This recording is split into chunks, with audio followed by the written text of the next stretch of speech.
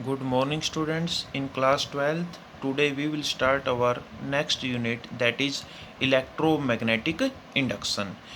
तो सबसे पहले हम इसमें डिस्कस करेंगे what is electromagnetic induction. Electro का अर्थ है इलेक्ट्रिक करंट प्रोड्यूस हो, इंडक्शन का अर्थ है प्रोड्यूस होना due to the magnetic field. तो हम इस यूनिट के अंदर स्टडी करेंगे जब हम मैग्नेटिक फ्लक्स को चेंज करते हैं तो वहाँ पर इलेक्ट्रिक करंट को प्रोड्यूस किया जा सकता है।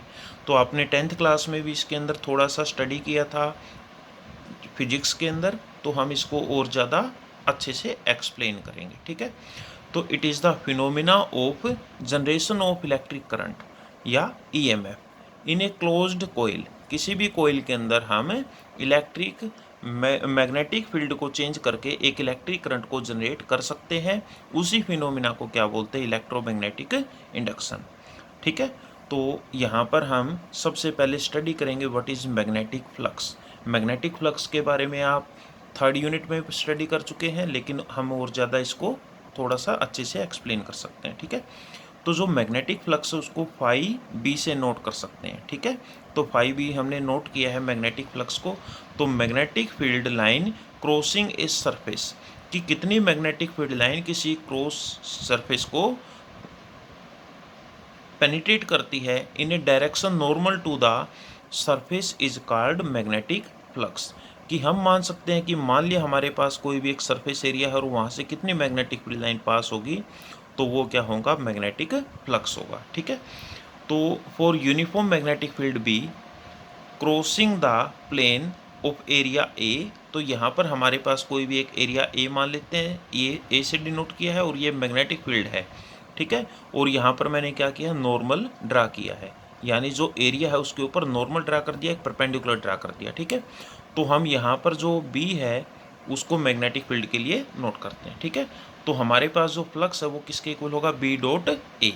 बी डॉट ए, तो यहाँ पर हम डॉट प्रोडक्ट है दो वेक्टर्स के बीच में, तो क्या लिख सकते हैं? बी ए कोस थीटा, जहाँ पर theta is the angle between the area and the magnetic field. ठीक है, तो यहाँ पर हमारे पास इस मैग्नेटिक फ्लक्स को हम क्या लिखते हैं? बी ए कोस थीटा या बी डॉट ए से डिनोट करते हैं। ठीक है, अब हम इसके अंदर स्पेशल केस स्टडी कर सकते हैं। तो स्पेशल केस होगा, फर्स्ट केस हो सकता है अगर थीटा क्या हो यहाँ पर 90। आपको पता है कोस 90 क्या होता है? 0 डिग्री, 0 होता है। तो 0 इंटू समथिंग 0, तो वहाँ पर फ्लक्स क्या होगा? 0। अगर हमारे पास मान लिया मैग्नेटिक फील्ड एक्स एक्सिस के लॉन्ग है, एरिया हम वाई के लॉन्ग मान रहे हैं, तो वहाँ पर जो नेट फ्लक्स है दैट विल बी 0 या मिनिमम वैल्यू होगी। ठीक है, ऐसा ही आप सेकंड केस कर सकते हैं if theta is equal to 0 degree, यानी हमारे पास एरिया भी उसी डायरेक्शन में हो और मैग्नेटिक फील्ड भी उसी डायरेक्शन में है। अगर दोनों सेम डायरेक्शन में है then theta will be 0 degree.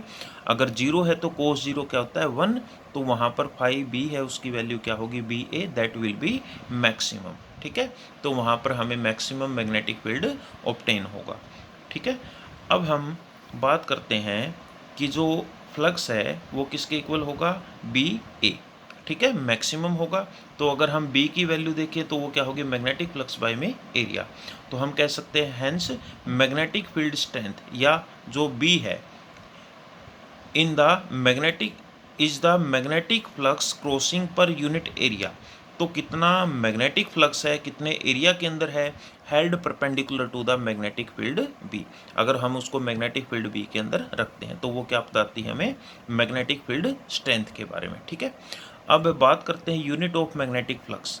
जो मैग्नेटिक फ्लक्स है उसको हम वेबर में डिनोट करते हैं सीजीएस सिस्टम के अंदर, और एसआई सिस्टम के अंदर क्या होगा? वेबर में, और सीजीएस सिस्टम में क्या होता है? मैक्सवेल। ठीक है, और 1 वेबर किसके इक्वल होता है? 10⁸ मैक्सवेल की। तो हमें पता है कि जो फ्लक्स है वो किसके इक्वल होता है? बी ए। और अगर बी को हम देखें, मैग्नेटिक जो फील्ड स्ट्रेंथ है उसको हमने टेस्ला में नोट किया था। अगर एरिया क्या हो? यूनिट एरिया हो, यानी 1 मीटर स्क्वेयर हो, तो हम फ्लक्स को क्या लिख सकते हैं? 1 टेस्ला इंटू 1 मीटर स्क्वेयर, यानी 1 वेबर लिख सकते हैं। ठीक है, तो हम कह सकते हैं hence 1 weber is the amount of magnetic flux, कि 1 वेबर वो मैग्नेटिक फ्लक्स होता है passing through an area of 1 metre square, यानी यूनिट एरिया में से वो पास हो, held normal to the uniform magnetic field of 1 tesla. अगर मैग्नेटिक फील्ड की वैल्यू क्या हो 1 टेस्ला, तो वो क्या कहलाता है 1 वेबर मैग्नेटिक फ्लक्स। ओके, तो आपने ये एक बार अच्छे से स्टडी कर लेना है। इसके बाद है हमारे पास डायमेंशन ऑफ मैग्नेटिक फ्लक्स। अगर हम डायमेंशनल फॉर्मूला देखें मैग्नेटिक फ्लक्स का, तो हमें पता है पाई किसके इक्वल होता है, बी ए कोस थीटा। तो यहाँ पर हम देखें कि जो बी है उसकी वैल्यू क्या होगी, बी है, हमने फोर्स के बारे में पढ़ा था, फोर्स क्या था हमारे पास, Q V B sine theta. ठीक है, तो साइन थीटा की कोई डायमेंशन नहीं होती। अगर हम बी की वैल्यू देखें क्या होगी, फोर्स बाई में क्यू वी। तो हमारे पास अगर हम बी की वैल्यू पुट करें यहाँ पर, फोर्स बाई में क्यू वी इंटू में एरिया इंटू कोस थीटा। तो फोर्स आपको पता है m1 L1 T-2 होता है, एरिया है L² हो गया, चार्ज के लिए AT होता है, और वेलोसिटी क्या होता है, डिस्प्लेसमेंट बाय टाइम, यानी L1 बाय में T1। ठीक है, तो ऊपर लेके आओगे तो T-1 हो जाएगा। ठीक है, और कोई भी साइन ट्रिग्नोमेट्रिक फंक्शन है उसकी कोई डायमेंशन नहीं होती। तो जब हम इस वैल्यू को सोल्व करेंगे तो हमारे पास जो आंसर होगा that will B m1 L2 T-2 और A-1, that will be our dimensional formula for the magnetic flux. ठीक है, तो हम कई बार हमारे पास कन्वर्जन आती है, यूनिट्स के बारे में क्वेश्चन आता है, तो जो वेबर है वो किसके इक्वल होगा, जूल पर एम्पियर। तो यहाँ पर देखो जूल पर एम्पियर कैसे लिखा हमने, देखो मैंने बताया था +1 के अंदर कोई भी एनर्जी हो या वर्क डन हो, उसका हमेशा डायमेंशनल फॉर्मूला क्या होगा, m1 L2 T-2। मैंने काफ़ी सारी एनर्जीज का आपको डायमेंशनल फॉर्मूला ड्राइव करके दिखाया था, काइनेटिक का, पोटेंशियल का। ठीक है, तो वहाँ पर हमारे पास हमेशा सेम आता है डायमेंशनल फॉर्मूला। हीट एनर्जी का मैंने सोल्व करके दिखाया था, और बाय में एम्पियर। तो यहाँ पर हमारे पास जो वर्क है या एनर्जी है उसको जूल में मापते हैं, तो जूल, और ये पर एम्पियर है तो इसको एम्पियर, जूल पर एम्पियर लिख सकते हैं वेबर को। ठीक है, तो जूल, और हमारे पास एम्पियर आपको पता है करंट किसके इक्वल होता है बेटा, flow of charge per unit time. तो चार्ज किस में मापते बेटा, कूलम में, और टाइम को सेकंड में। तो हम कूलम पर सेकंड भी लिख सकते हैं, जूल पर कूलम पर सेकंड। ठीक है, सेकंड ऊपर जाकर मल्टीप्लाई हो जाएगा जूल सेकंड बाय कूलम। ठीक है, और जूल पर कूलम क्या होता है, वोल्ट। ठीक है, तो वोल्ट में लिख सकते हैं, आपको पता है पोटेंशियल क्या होता है, flow amount of work done in moving a unit charge from one place to other place. तो वर्क डन को हमने जूल में मेजर किया था और चार्ज को कूलम में। तो जूल पर कूलम को क्या लिख सकते हैं, वोल्ट, यानी पोटेंशियल, और इनटू में सेकंड। ठीक है, तो वोल्ट सेकंड भी हम लिख सकते हैं इसकी यूनिट को। ठीक है, इसके बाद है फ्लक्स लिंकेज। फ्लक्स लिंकेज क्या है, the product of number of turns in the coil, कि हमारे पास कोयल भी कोयल है तो उसमें कितने नंबर ऑफ टर्न हमने कंसिडर किए हैं, and the magnetic flux phi linked with the coil is called flux linkage. तो आप जैसे ही एसी जनरेटर के बारे में स्टडी करेंगे तो हम वहाँ पर देखते हैं कि जो मैग्नेटिक फ्लक्स है वो उस कोयल के साथ कितना लिंक्ड है, तो वहाँ पर उसको फ्लक्स लिंकेज बोलेंगे हम। ठीक है, फ्लक्स लिंकेज को इंक्रीज करने के लिए हम क्या करते हैं, एक सॉफ्ट आयरन कोर का यूज़ करते हैं। ठीक है, कोयल के अंदर कर लोगे बेटा इसको। इसके बाद हमारे पास माइकल फैराडे है, उसने कुछ एक्सपेरिमेंट किए इलेक्ट्रोमैग्नेटिक इंडक्शन के लिए।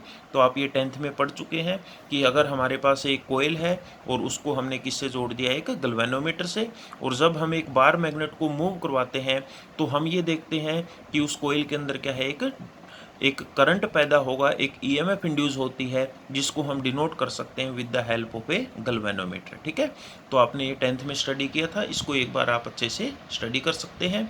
जितना ज़्यादा इस प्रोसेस को फास्ट करेंगे उतना ही ज़्यादा वो डिफ्लेक्शन शो करता है गैल्वेनोमीटर, उतना ही ज़्यादा वहाँ पर करंट इंड्यूस होगा। ठीक है, तो आप एक बार फैराडे के फर्स्ट एक्सपेरिमेंट को स्टडी कर चुके हैं, और इसका सेकंड एक्सपेरिमेंट हमने 10th क्लास में किया था। अगर हमारे पास एक करंट कैरिंग कोयल है जिसके अंदर हमने एक बैटरी को कनेक्ट किया है, ठीक है, और की लगा रखी है, मैंने यहाँ पर एक कोयल ली है। ठीक है, और यहाँ पर दूसरी मैंने क्या ली है, एक कोयल ली है जिसको गैल्वेनोमीटर से कनेक्ट किया है। तो हम इसमें जैसे ही की को ऑन करते हैं इसमें करंट फ्लो करना शुरू करेगा, और यहाँ पर एक अपोजिंग ईएमएफ प्रोड्यूस होगी जो अपोज करती है जो चेंजिंग मैग्नेटिक फ्लक्स होगा इस कोइल के अंदर, तो वहाँ पर एक सेकंड कोइल के अंदर एक ईएमएफ इंड्यूस होगी जो हम 10th क्लास के अंदर स्टडी कर चुके हैं। तो मैं आपको इस लेक्चर की फ़ोटो भी भेज दूंगा, तो जिससे आप एक बार स्टडी करके रिकैप्चुलेट कर सकते हैं प्रीवियस टॉपिक को। ठीक है, थैंक यू।